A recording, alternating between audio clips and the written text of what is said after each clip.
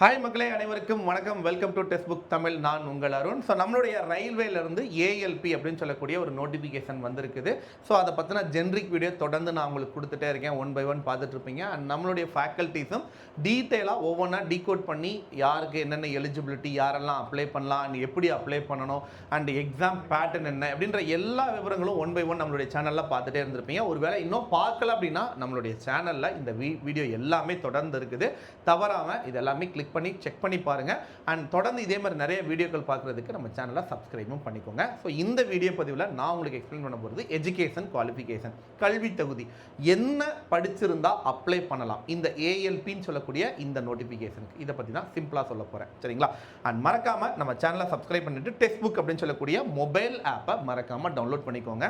So மெயினாக உங்களுக்கு நான் சொல்லக்கூடிய அட்வைஸ், என்னென்ன ஜாப் நோட்டிஃபிகேஷன் வருது, கவர்மெண்ட் எக்ஸாம்ஸ் என்ன வருதுங்கிறத தெரிஞ்சுக்கிறதுக்கு, அண்ட் ரெண்டாவது ப்ரிப்பேர் பண்ணுறதுக்கான free study material daily prepare பண்ணுறதுக்கான குவிசஸும், அண்ட் மூணாவதாக கரண்ட் அஃபேர்ஸ் ரொம்ப முக்கியமானது தமிழ்லையும் அவைலபிள் இருக்குது. மிஸ் பண்ணிடாமல் யூஸ் பண்ணிக்கோங்க, சரிங்களா?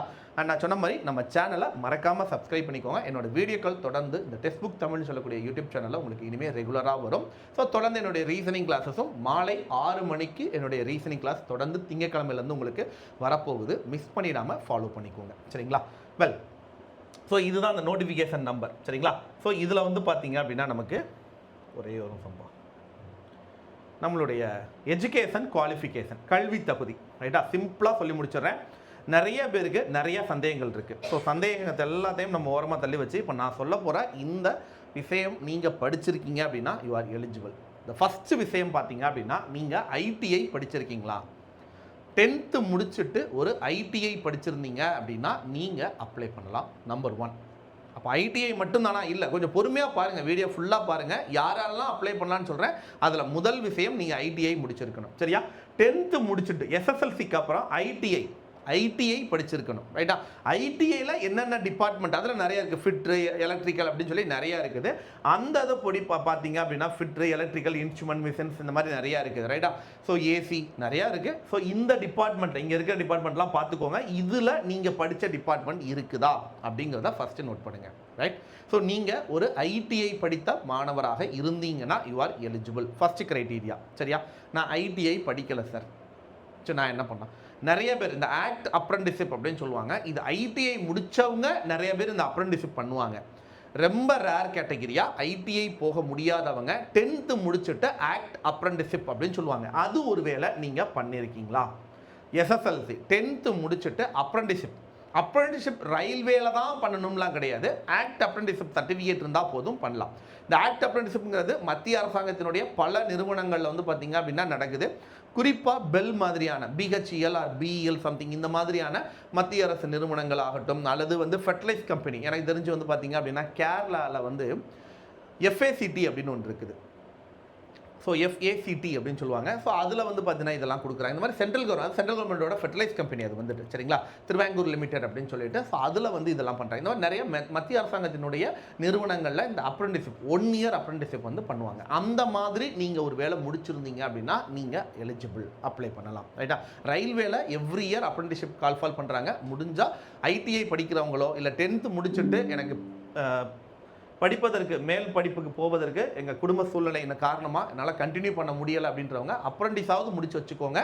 அதில் ஸ்டைஃபன் கொடுப்பாங்க. இந்த மாதிரியான மத்திய அரசு தேர்வுகளுக்கு உள்ளே போவதற்கு ஒரு வாய்ப்பு கிடைக்கும், சரியா?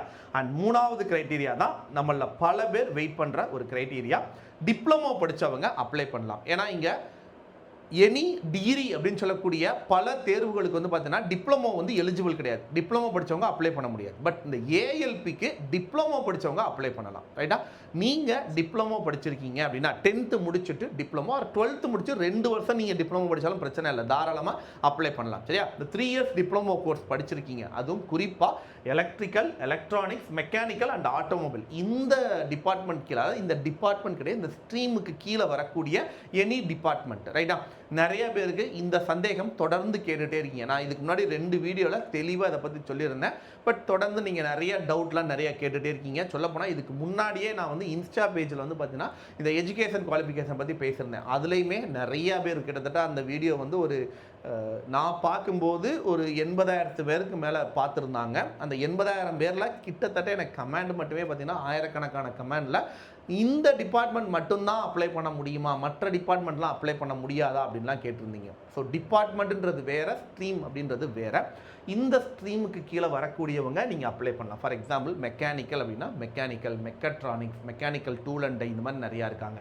எலக்ட்ரிக்கல் அப்படின்னா triple E, electrical and electronics engineering. Electrical இன்ஜினியரிங்னே ஒன்று இருக்குது. எலக்ட்ரிக்கல் இன்ஜினியரிங் பியூர்லி எலக்ட்ரிக்கல் மட்டும் படிப்பாங்க, எலக்ட்ரானிக்ஸ் பற்றி அவங்க படிக்கவே மாட்டாங்க. Electrical engineering, triple E, electrical and electronics engineering, electronics and instrumentation engineering, instrument and control engineering, இது எல்லாமே வந்து அண்டர் தட் எலக்ட்ரிக்கல் கீழே வரும். அதே மெக்கானிக்கல் அப்படின்னா மெக்கானிக்கல், மெக்கட்ரானிக்ஸ் இவங்களாம் இருக்காங்கன்னு சொன்னேன். அதே மாதிரி வந்து நீங்கள் ஆட்டோமொபைல்லையும் அது மாதிரி சப் டிபார்ட்மெண்ட் நிறையா இருக்குது. அவங்க எல்லாருமே பண்ணலாம். அண்ட் லாஸ்ட் அண்ட் ஃபைனல், ஒருவேளை நான் டிப்ளமோ படிக்கல, டேரெக்டாக 12th முடிச்சு இன்ஜினியரிங் போயிட்டேன் அப்படின்றவங்க, இன்ஜினியரிங்கில் இந்த ஸ்ட்ரீமுக்கு கீழே படிச்சிருந்தீங்க அப்படின்னா உங்களை டிப்ளமோ ஸ்டூடெண்ட்டாக கன்சிடர் பண்ணிக்குவாங்க. ரைட்டா? இட்ஸ் லீவ் அவங்க சொல்லியிருப்பாங்க. ரைட்டா?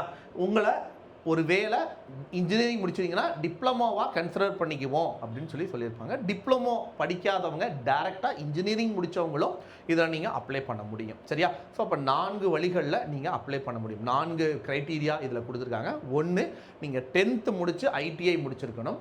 2வது 10th முடிச்சுட்டு ஆக்ட் அப்ரெண்டிஸ்ஷிப் முடிச்சிருக்கணும். 3வது டிப்ளமோ. 4வது இன்ஜினியரிங். இந்த க்ரைட்டீரியாவில் இருந்தீங்க அப்படின்னா நீங்கள் தாராளமாக இந்த ஏஎல்பின்னு சொல்லக்கூடிய இந்த நோட்டிஃபிகேஷனுக்கு அப்ளை பண்ணுவதற்கு எலிஜிபிள் இருக்கீங்க. சரிங்களா? ரைட். ஸோ இந்த வீடியோ உங்களுக்கு பிடிச்சிருந்தா மறக்காமல் ஒரு லைக்கை தட்டி விட்டு நண்பர்களுக்கு வீடியோவை ஷேர் பண்ணி விடுங்க. அண்ட் மீண்டும் அடுத்த வீடியோ பதிவில் இதே மாதிரி ஒரு நல்ல தருணத்தில் மீண்டும் நம்ம சந்திப்போம். மிக்க மகிழ்ச்சி. நன்றி, வணக்கம். அண்ட் நம்மளுடைய இந்த சேனலை டெக்ஸ்ட் புக் தமிழ் அப்படின்னு சொல்லக்கூடிய இந்த சேனலை சப்ஸ்கிரைப் பண்ணிக்கோங்க. அண்ட் இந்த வீடியோ லைக் பண்ணி நண்பர்களுக்கு வீடியோவை ஷேர் பண்ணி விடுங்க. அண்ட் மீண்டும் சந்திப்போம். நன்றி, வணக்கம். தேங்க்யூ ஸோ மச் மக்களே.